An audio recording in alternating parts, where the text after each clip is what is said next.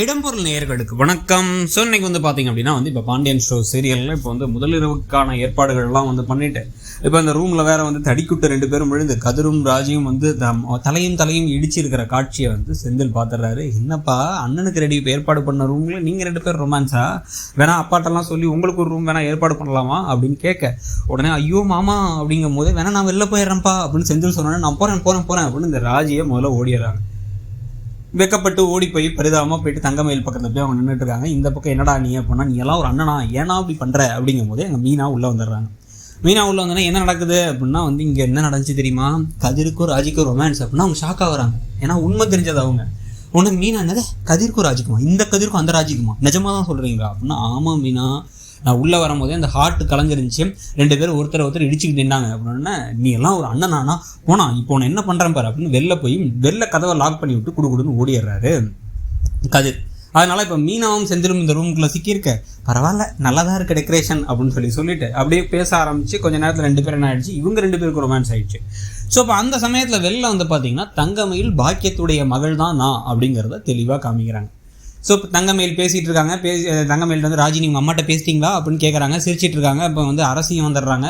வந்தவுடனே என்ன நீ எப்போ பார்த்தாலும் சிரிச்சிட்டே இருக்க அப்படின்னா ஒன்றும் இல்லை சும்மா நாங்கள் 2 பேரும் பேசிக்கிட்டு இருந்தோம் அப்படின்னு சொல்லிட்டு இருக்காங்க. என்ன பேசிகிட்டு இருந்தீங்க அப்படின்னா இல்லை நாங்கள் ஓடி கல்யாணம் பண்ணதுனால எங்களுக்கு அந்த மாதிரி இந்த மாதிரிலாம் எதுவும் பெருசாக ஒரு ஃபங்க்ஷன்லாம் வைக்கலல்ல அதை பற்றி பேசிக்கிட்டு இருந்தோம் அப்படின்னு இவங்க சொல்ல என்ன ஏதோ கிண்டல் பண்ணுற மாதிரி இருக்கே, எப்படி நீ சிரிச்சிட்டே இருக்க, உனக்கு நானாச்சும் நான் வீட்டில் பார்த்து பொண்ணு பார்த்து கல்யாணம் முடிச்சு இந்த வீட்டுக்கு வந்திருக்கேன், அதனால எனக்கு நிறைய விஷயங்கள் பண்ணுறாங்க, உனக்கு இதெல்லாம் நீ ஓடி போனா எதுவுமே பண்ணியிருக்க மாட்டாங்கல்ல அப்படின்னு ராஜி சிரிச்சிட்டே சொன்ன விஷயத்த சீரியஸாகவே தங்கமயில் கேட்க அப்படியே முகமே மாறிடுச்சு. ராஜிக்கு அரசிக்கும் மாறிடுச்சு.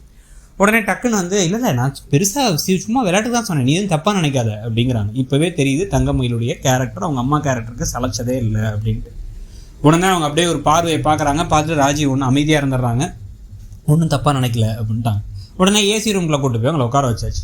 இதுக்கு நடுவில் கல்யாணங்கிறது ஒரு 1000 காலத்து பயிர். ஒரு ஆண் என்பவன் என்ன செய்யணும் அப்படின்னா மனைவியுடைய முகத்தில் சிரிப்பை பார்க்கணும். அவங்க முகத்தில் சிரிப்பை பார்த்தா நம்ம களைப்பு போயிடும் அப்படின்னு என்னென்னமோ பேசிக்கிட்டு இருக்காரு வெளில பாண்டியன். அவங்க பையனை கூப்பிட்டு உட்கார வச்சு பழனிவர் என்னடா டே எப்போ முடிப்பாருன்னு தெரியலையே, ஃபர்ஸ்ட் நைட்டுக்கு அனுப்பணுமே இவங்களை அப்படின்னு யோசிச்சுட்டு இருக்க. இவர் நிறைய அட்வைஸ் கொடுக்குறேன்னு சொல்லிட்டு அப்படி இருக்கணும்டா இப்படி தான்டா உலகம்னா அப்படி தான்டா அப்படின்னு சொல்லிட்டு பொண்ணுக்கு நம்ம இப்படி நம்ம மனைவிக்காக என்னெல்லாம் செய்யணும் அப்படின்னு கிளாஸ் எடுத்துக்கிட்டு இருக்காரு.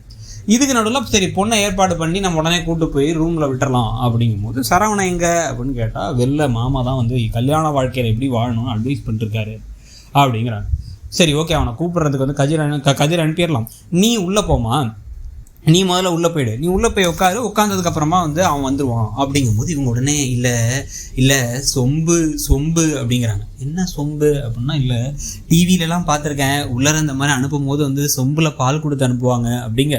பழனிவர் அமைதியாக போயிடுறாரு அந்த பக்கமாக. பழனிவர் அந்த பக்கம் போக உடனே சிரிச்சுக்கிட்டே என்ன சொல்கிறாங்க அப்படின்னா ராஜி அதெல்லாம் உள்ளே வச்சாச்சு அப்படிங்கிறாங்க. உள்ளே வச்சாச்சு அப்படின்னா ஆமாம் உள்ளே இருக்குது அப்படிங்க. உடனே எல்லாம் வெக்கப்பட்டு சிரிச்சுக்கிட்டு இருக்காங்க.